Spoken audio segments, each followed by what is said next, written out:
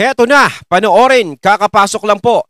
Breaking news, Senado pumalag na ayuda ban ng 40 days. Ayan, syempre itong balitang ating matutunghayan ngayon ay nagmula kay Balitang Pinoy TV. At ito po ang inyong lingkod na si BT na magbibigay ng reaksyon at komento dito sa video na ating matutunghayan ngayon. At huwag na natin pagtagalin at sabay-sabay na nating panoorin ang laman ng video na hatid sa atin ni Balitang Pinoy TV at bibigyan natin ng reaksyon ng balitang ito. Pasok! Ayan, Balitang Pinoy TV. Chairman George Garcia po ay ating istorbohin sa kanya napakaabalang trabaho this morning. Good morning po, Chairman George. Ayun, parang yung boses na to, no? Parang si Sir Ted Filon. Ayan, credits po kay Sir Ted Filon, ang ating idolo. No? Talagang bilib ako kay Sir Ted Filon talaga sa mga ginagawa niya ngayon. Magandang umaga po, Sir Ted, at magandang umaga rin po, Ma'am DJ Chat sa mga kababayan natin. Magandang umaga Chairman po. Ng Salamat na marami muli. Chairman George, nagbigay po kayo ng exemption para po sa 4Ps, AIX at TUPAD at AKAP dito po sa election ban na ito. Ano pong dahilan po ninyo, Chairman?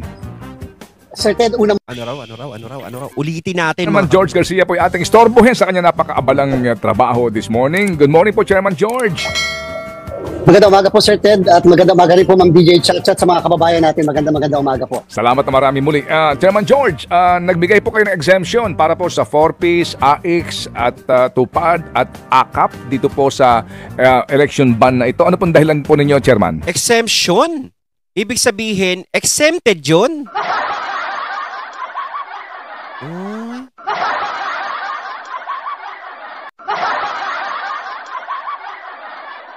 Diba dapat hindi nakasama sa election exemption? Ano ba pagkakaunawa natin sa exemption, mga katulad? Diba parang exempted? Diba ganun? Diretso nga natin para maunawaan natin. Sir Ted, una muna po nung nakaraang linggo rin, nakapagbibigay na tayo, nakapaggawad na tayo ng exemption sa ating pong DOH at sa ating din pong Department of Labor and Employment. Ngayon po, pagkatapos po nyo, nag-file naman itong DSWD at alam niyo po, dalawa lang po kasi ang pagpipilian natin. Absolutely iban ang lahat ng mga ayuda ngayon darating na 45 days before the election o bigyan natin ng pagkakataon na makapamigay ng ayuda sa mga mahihirap nating kababayan pero mag-i-impose tayo ng napakamahigpit ng mga restrictions o kondisyon na kinakailangan susundin ng DSWD. Sapagkat Sir Ted, Ma'am DJ Chacha, alam niyo po, sa bandang huli, ang DSWD kasi naman talaga ang magpapatupad nito at magsisigurado na ito ay hindi maaabuso ng kahit na sinong politiko, kandidato man, o yung mga opisyal ng pamahalaan. Sa tingin nyo, hindi maaabuso yan? Hindi gagamitin yan? Lalo na to? Lalo na yan, lalo na yun, lalo na siya. Diba? Alam naman natin, diba? Kung si Sus, Mariosep, wag na tayo magpaikot-ikot pa. Diba? Parang ginagawa nyo lang kaming tsubibo. Kung ban-ban. Diba? Syempre pa, para may maibigay, diba? Kailangan maibigay na ayuda, ganito. Bakit ba? Ano ba meron ngayon? Tanungin ko, lagay na natin yung litrato nito Ano ba meron ngayon para magbigay ng ayuda? May bagyo ba? May mga nasalanta ba? Hindi, ang tinutulungan natin yung mga kababayan nating mahirap. Sa tingin nyo ba, sa kakabigay nyo ng ayuda, araw-araw, diba, sa kakabigay nyo ng ayuda, yayaman yung taong binibigyan nyo. Mauubos yung mga taong mahihirap sa kakabigay nyo. Wala. Pantawid nila yan 1 araw, 2 araw.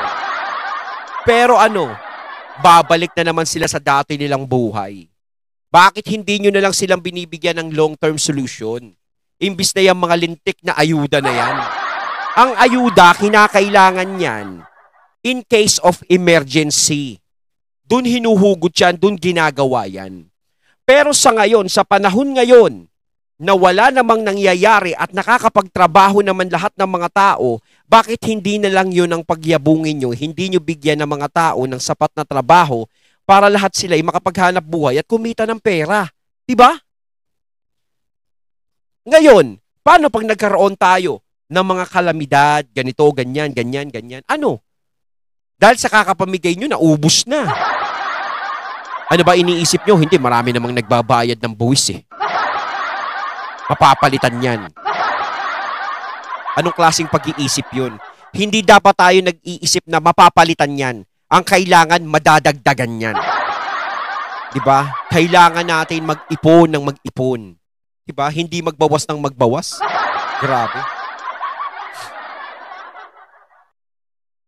So, Chairman George, kaninyo, DSWD ho naman, no? In this case nga po yung under their yung programa nila. Tupad for DOLE, right? Okay. Tama po, Sir Ted. So, meron kayong guidelines. Anong basic po dito? Ano ang bawal po, sir, dito po sa inyong pagbibigay ng exemption pero may condition? Ano po ito? Personally po, ang ating nilagay, sinulat ko handwritten. Number 1, strictly kinakailangan ma-observe ng DSWD. Una, absolutely no politician o kaya naman kandidato present during the distribution ng mga ayuda in whatever form, name o kung ano man po ang designation niyan. Number 2, sabi po kasi ng kalihim ng ating sekretary ng DSWD na meron silang ginagawa na guidelines na striktong ipapatupad ang pagdidistribute ng mga ayuda na to. Gusto po namin mag-submit sila sa amin ng guidelines na yan. At number 3, dapat strictly observe ang implementasyon ng guidelines na yan, hindi lamang ng DSWD na personnel, officials nito, kung hindi mga partners po niya. Anytime, Sir Ted, ito po ay warning, anytime, pwede namin i-withdraw ang exemption na yan na ibinigay namin sa DSWD. And take note din po, yung initial po kasi nilang pina-approve sa amin o yung hininga ng exemption ay parang napakaliit na amount lang. When it comes to AKAP, Sir Ted, parang 844 million. Doon po sa AX, more or less, yan po ay 6 billion. Ang sarap pakinggan kung talagang matutupad yan. Diba? Na walang e-epal na mga politiko, diba? Sana nga, sana. Paano naman yung mga pangalan ng mga akap-akap na yan, diba? Siyempre, isipin mo, kanino paggaling yan? Ay, lumabas siya. Siyempre, kahit di siya magpakita, alam mo naman kung kanino yan. Hindi yung pera, ha? Kasi alam naman natin yung pinantutulong nila pera ng taong bayan yun, hindi naman nila pera. Pero yung AKAP na laging pinaglilitan at laging contentious, yan po medyo 844 million lamang. Ibig sabihin, nangangahulugan, sure tayo na meron pang susunod na request for exemption. Kaya ang sa amin, kinakailangan ayusin nila yung distribution dito sa 844 bago kami makapagbigay muli ng dagdag na exemption dun sa iba pang isusunod nilang i-request. Okay, so ang sinasabi po dito, ang violation lang dito po sa sinasabi pong exemption na ito ay kapag meron ng pagginamit sa politika. Ano po, pag ginamit ka, may papel dito na anumang mga markings o presensya noong kandidato. Tama po, Chairman? Tama po, Sir Ted. Sa bandang huli po, ang pulisiya at paano ito i-distribute ay nasa DSWD. Okay, sige. So, ano po ang penalty dito? Opo, tsaka na muna yung kandidato. Penalty po sa DSWD kung sila pumayag na mangyari po yung pinagbabawal na iyon. Nung isang araw lang sa pakikipagtalakayan natin sa mismong opisyal ng DSWD magmula sa kalihim at mga subordinates niya, maliwanag na maliwanag, in-emphasize natin, election offense po kasi yan, Sir Ted. 1 hanggang 6 na taon na pagkakakulong, hindi pa kasama dyan yung administrative liability ng mga opisyal ng pamahalaan na magkakamali at hindi susunod sa patakaran na nilagay po natin doon sa ginawad natin na exemption. Administrative liability noong tauhan ng DSWD o sino man taong gobyerno na nagpahintulot nito? Tama po, Sir Ted. At yun po yung sinasabi natin, naniniwala naman po tayo ng mga professional lahat. Yung ating mga social worker, yan po ay may mga lisensya at hindi nila papayagan na magkamali at madungisan itong mismo magandang proyekto po na ito. Pero at the same time, syempre, in-emphasize din po natin sa mga opisyalis mismo ng departamento na dapat naman protektahan nila yung mismong programa na ito na, again, ito po ay 45 days lang naman yung prohibition at yung exemption na ginawad natin. At sana po yung sa 45 days na yan, maipakita nila na magiging maayos naman itong kanila magiging distribution. Administrative penalty, sino ho ang maghahain nun kontra doon sa empleyado ng gobyerno? Kahit po kami, Sir Ted, pwede po kami mismo at yung criminal liability din, Sir Ted, kami rin po yun. Election offense po yan eh. Abuse of state resources kung sakasakali. At therefore, yan po ay Sana nga, no? Sana. O, kung ganyan ba, edi go, di ba? Basta matutupad nyo, hindi tupad din, no? Basta matutupad nyo lang yung sinasabi nyo. Di ba? Kasi ang pangit naman talaga, no? Eleksyon, tapos magbibigay ng mga ganyan, tapos makikita mo ganyan. No? Nandiyan sa litrato yung mga muka. Di ba? Parang unfair naman sa iba yun. mo sa ating Omnibus Election Code. So yung pong taga-DSWD o taong gobyerno, hindi siya kandidato ha? Opo, meron siyang criminal liability rin. Yes po, Sir Ted, and sige. administrative Opo. liability. Okay. Yung kandidato po naman, opo, regardless po sa posisyon na tatakbuhan, ano po ang kanyang kakaharapin? Sir Ted, napatunayan na namin itong nakaraan. Nagtanggal kami ng mga governors at mga mayors dahil sa maling paggamit ng pondo ng sambayanan, lalo na ng mga local governments. And therefore, ito po ay ground for disqualification. At the same time, ito rin po ay isang election offense. Para po naman doon Dapat lang. sa mga kandidato rin. And so, ito po yung warning muli sa kanila na wag po nila kami susubukan sa bagay na ito. Okay. Oh, talaga? Kahit si Tambi lumabas dyan? Diba? Dapat talaga maglagay sila ng anti-epal. Diba? Dapat ganun, no? Anti-epal. Wala na kung tutulong kayo, diba? Pero alam nyo, ito yung mga ayuda kasi talaga, no? Pasensya na mga katunay, ha?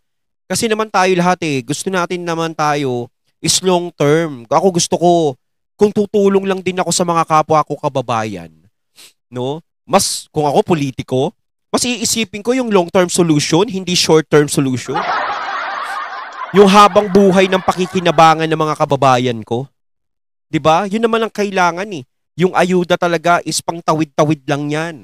Iba talaga yung may long-term solution kayong naibibigay sa mga kababayan natin. Okay. Chairman, kailan po magsisimula yung ban? Yan yung Ito po, base sa ating Omnibus Election Code, ay 45 days before the election. Kasama po din dyan, Sir Ted, ang public works ban eh. So, ayan po ay 45 days before the election. So, sa usapin po ng 45 days na iyan, kailan po ang petsa niyan? Kung May 12 po ang ating halalan. At ito ho ba'y campaign period for national? That's party list, 45 days. That's February po ba ito? Hindi po. Pagka po 45 days, Sir Ted, yan po ay technically parang local start po ng local campaign. Yan po ay magsisimula sa March 28. At ang start naman po ng national campaign ay February 11. Kung makikita nyo, Sir Ted, yung batas merong may disconnect, may problem sapagkat yung batas nagpe-prescribe ng 45-day period ng campaign, pero yung pong kampanya sa national ay magsisimula, sabi rin ng batas, 70 araw bago ang eleksyon. So meaning to say, yung prohibition ay hindi pa applicable sa 90 days, so yung mismong kalahati ng 90 days, at magsisimula lang ang prohibition doon sa kalahati ng 70 araw, which is 45 days. So, March 28 45 days, parang manok lang yan.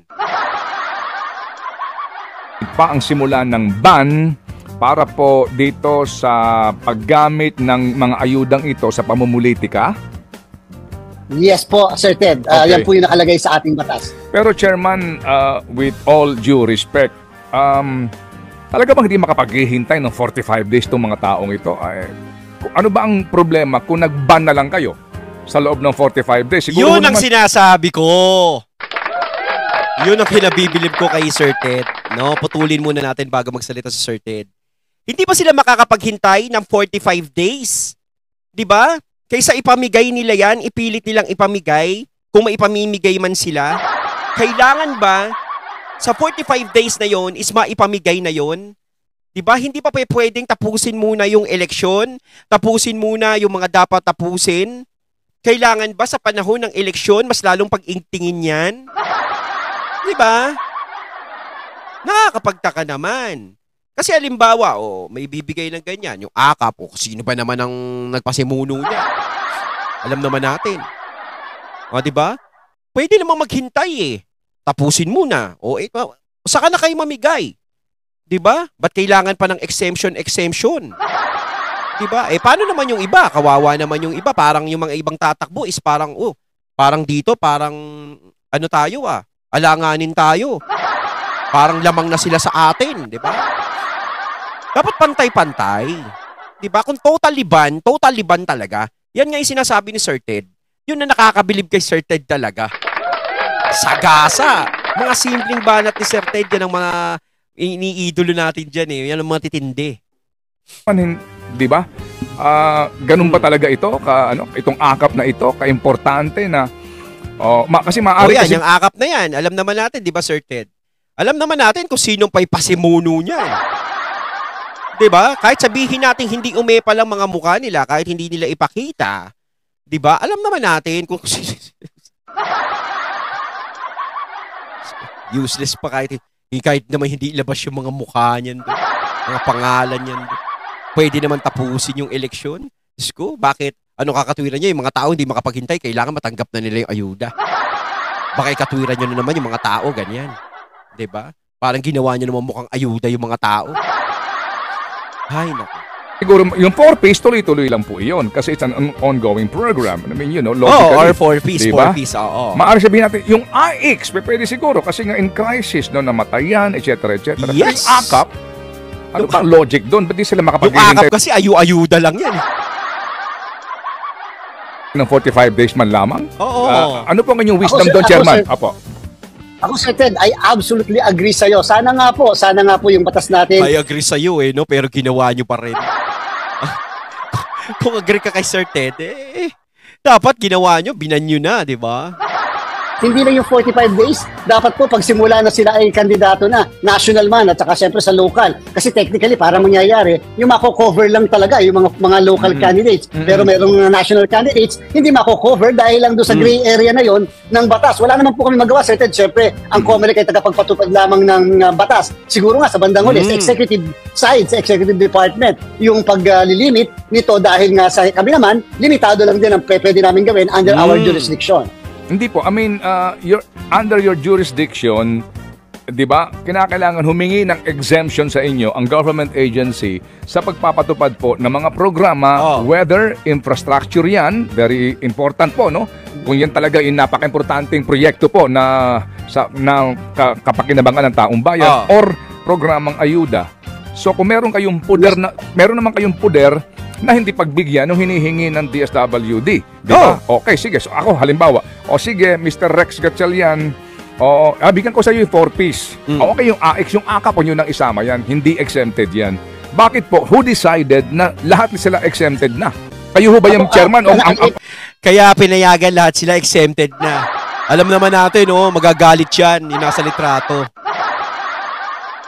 Joke. Di ba? Ang lakas talaga ng aura niya. Hindi pa pwedeng hindi kasama. Ako pa ba? O ang komisyon? Opo, Sir Ted, ang una po muna, ang talagang nakalagay kasi sa batas lang, ang prohibition ay during the 45-day period before the election. So meaning to say, ang COMELEC ay hindi pwedeng mag-extend ng prohibition beyond the 45-day period. Okay, so number 2 naman, nasa akin po yung authority dahil binigyan po ako ng en banc resolution to decide whether to grant absolutely or to grant on a limited sense yung or to ban absolutely yung mga social services na yan na nakalagay mismo sa request sa atin ng DSWD. Katulad po halimbawa, Sir Ted, noong AX, ang en banc mismo nagdesisyon po kami na ang AX ay absolutely prohibited 10 days before the election. Yung po kasi, ito po kasing AKAP, Sir Ted, ay bagong programa, bagong proyekto. Wala pa ito dati. Pero yung AX nandito na sa atin dati nung kahit nung nakarang eleksyon. Kaya po ito ay ban absolutely 10 days before the election. Yung AKAP, pinag-iisipan pa po namin yan sa kasalukuyan. Pinag-iisipan pa Wala naman kasi yan Diba? Wala naman yan Dapat hindi na sinasama yan. Sabi nga ni Sir Ted, pwede namang ipahinga muna yung AKAP na yan Diba? Hindi ba makapaghintay ng 45 days? Ulitin natin. Diba? Kailangan ba? May 45 days pa? No, sus Mariosep. Yung AX po, may ban na ito 10 days before May 12. Yes, Sir Ted. Bawal na bawal po ang distribution. Kahit pa nag-issue tayo ng exemption, ang exemption will not cover the 10-day period before the election. Yung AKAP, wala pang desisyon doon. Wala pa po kasi nga po, hinintay din namin yung approval ng budget dahil nung po nag-request naman yung DSWD, hinintay pa rin nila yung budget, baka nga kasi biglang tanggalin. So ano naman ang hihingi nila exemption sa atin? At the same time, ano naman yung aming absolutely prohibit kung wala naman palang ganung programa sa national budget? Pero ngayon po kasi sa laman ng balita, para ang dating nga po, yung AKAP kasama sa mga binigyan ng exemption until election day. So sa ngayon, yun ang kanyang estado. Lakas Until election day. Yes po. Okay, sige. So going back to my Yes po, sir. going back to my question po, Chairman, I hope you don't mind me engaging you on this issue. Kayo ang binigyan ng poder ng komisyon to decide on this matter. So ulitin ko lang, bakit ho ba pumayag kayo na ma-exempt itong AKAP hindi naman siya matter of life and death? Yes. Kasi kung babasahin mo yung kanyang mismong Yari yung kayo kay Sir Ted guidelines muna, Filon. ito original ng DSWD at pinahigpit ngayon siguro po na guidelines, ito po ay hindi naman po ikamamatay ng Pilipino kung hindi siya makatanggap nito. Ano ba logic talaga dito? Hindi naman ikamamatay ng Pilipino yan kung hindi naman makakatanggap ng ayuda ng ganyan. Kaya nga sinasabi nga namin ni Sir Ted, hindi ba makakapaghintay ng 45 days yan? 'Di ba? 45 days lang naman. Ihihinto nyo para sa kanyo na ipamigay. So kung kayo, mamimigay kayo ng ganyan, syempre ang iisipin ng ilan, 'di ba? O, pinapalusot nyo yan. So may ibig sabihin, ano yan? Politika. 'Di ba?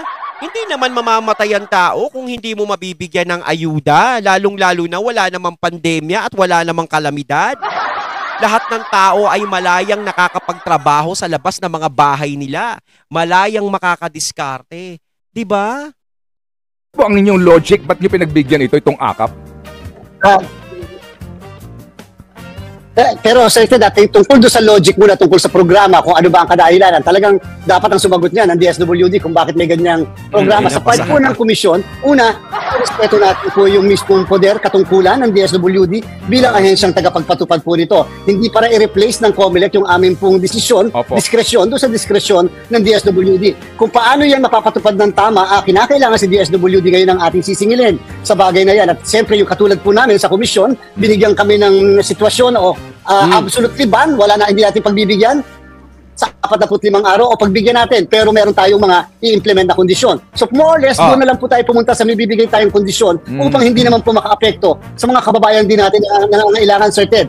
Kasi nga, yung pagdidesisyon kung sino nangangailangan o hindi, talaga naman pong aaminin natin, wala po kaming poder doon o wala kaming diskresyon. Pero ang DSWD, kinakailangan managot sa amin sa bagay na to.